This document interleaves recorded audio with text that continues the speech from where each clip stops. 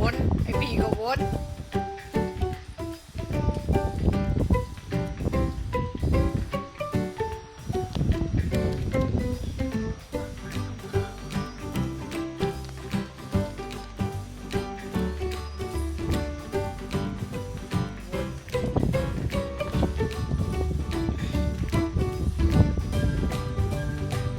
นี่เลี้ยงนกมา3 ตัวแล้วนะเนี่ย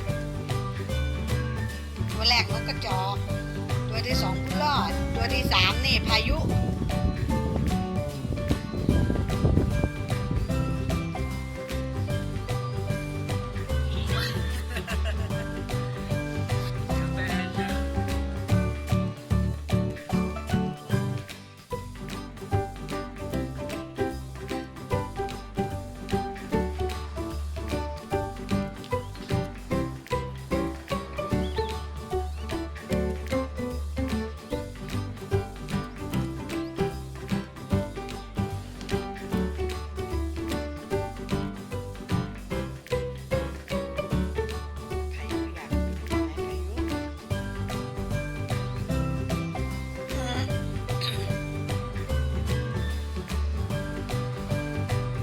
มันนี่มาลูก